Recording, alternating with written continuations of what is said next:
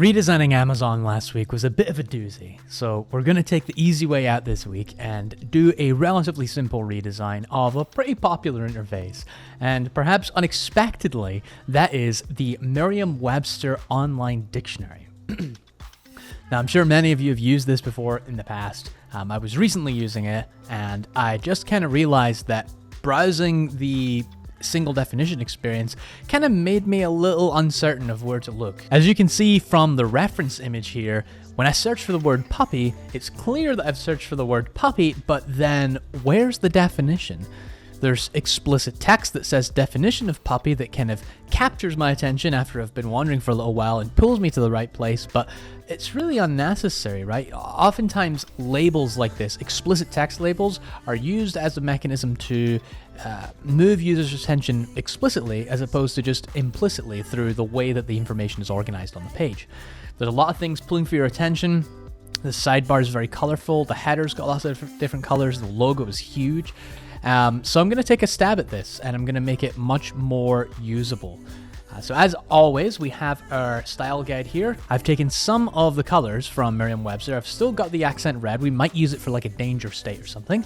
And we're really just going to be using a whole bunch of these different blues and shades of black and gray. As far as typography goes, they're using a standard Google font, Playfair display, and open sans in the body. Really simple pairing. And here we are again with the user stories. I find it very difficult to do any kind of design without a list of prioritized user stories. Because ultimately, how are you going to justify that your design actually solves the user problem? You have people use the experience and then figure out the things that are most easy for them to do. And then if that list matches up with the list of prioritized user stories, you know you have a good design. But anyway, for this particular experience, I need to be able to quickly understand the pronunciation and definition of a given word. So I need to see the definition, I need to see some synonyms, I need to see the word used in context.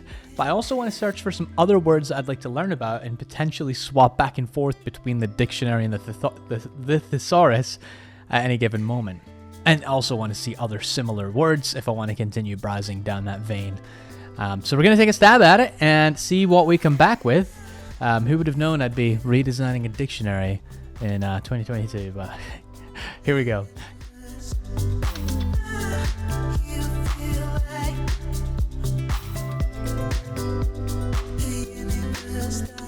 After taking a look at the navigation on the site, it was clear that they had some kind of premium subscription service. So instead of having it hidden within a drop-down in the navigation menu, I just made it the main kind of call to action over to the right.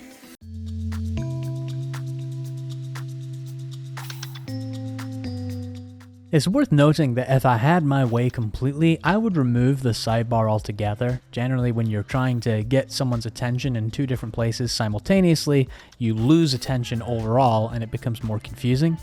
But for the sake of the design exercise, I wanted to keep the sidebar there, but then have it presented in such a way that it doesn't yank users' attention over to the right too much.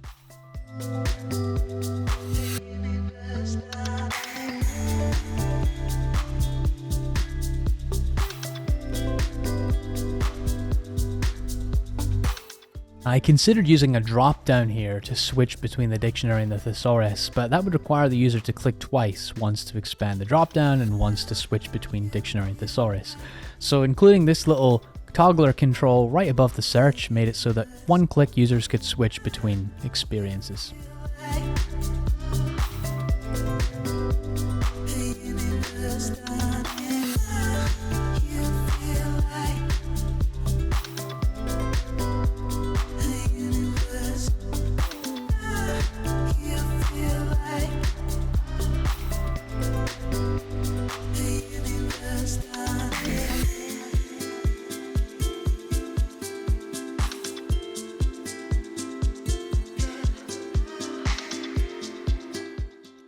One of the main problems with the visual hierarchy that prompted me to redesign this was that the individual definitions didn't pull very much attention. The name of the word did, but then my eyes kind of lost focus. So I wanted to make these numbers almost as big as the word itself so that users would first see the word and then see the number and just flow naturally down the page.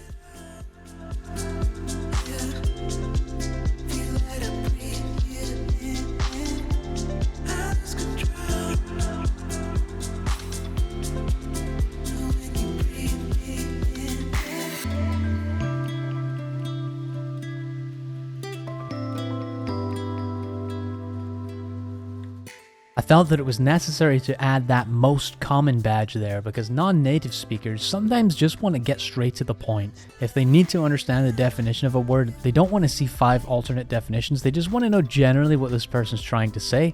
So the most common definition flag kind of made sense there.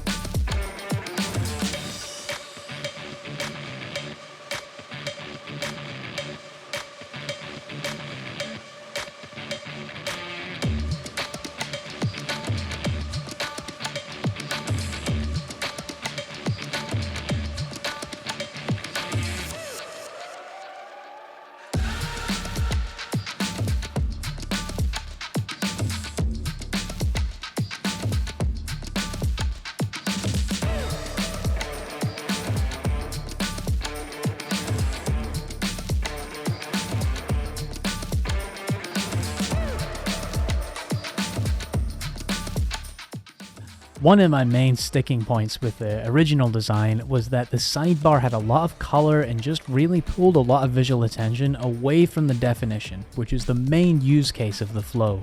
So what you're seeing me do here is include the word of the day, but in a manner that it's subdued and in the background and not just yanking attention over to the right. I'm doing this by subduing all the colors in that particular widget, adding a little more space, and ultimately just reducing the total amount of content that's in that spot.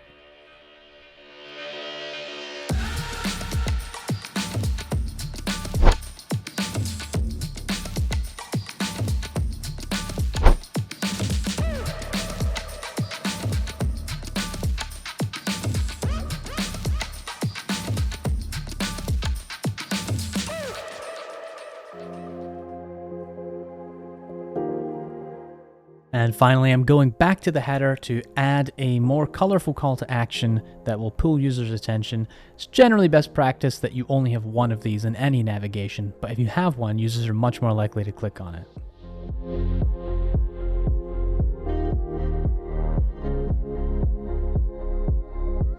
I think we've done it. I think this will do. At this point, just looking at the experience, like looking straight at the single definition, where does your eye go? Right, I'm willing to bet it's the word strong, and then these big numbers here pull your attention in there just afterwards. With this most common little badge indicating to the user, hey, you should probably just use this definition. So I think this ultimately captures the essence of what I was trying to do here. It's a much simpler UI, the information flow is more logical, and the sidebar has been dramatically reduced in kind of just visual pull, so it's not distracting me from what I'm really trying to do, which is find a definition and kind of learn how to use that word. But overall, I mean, it's just a dictionary, you know, it's not the most critical user experience, but something like this really needs to be accessible for someone who's, say, trying to learn English for the first time. So I think this would be a meaningful redesign project. But as always, let me know in the comments what you think, or if you have another crap UI that you want me to redesign. Feel free to pop any more ideas in the comments, and I'll see what I can do. Might bake my noodle a little on some other designs. Thanks for watching. Stay tuned for the next one next Tuesday. Have a great week, guys.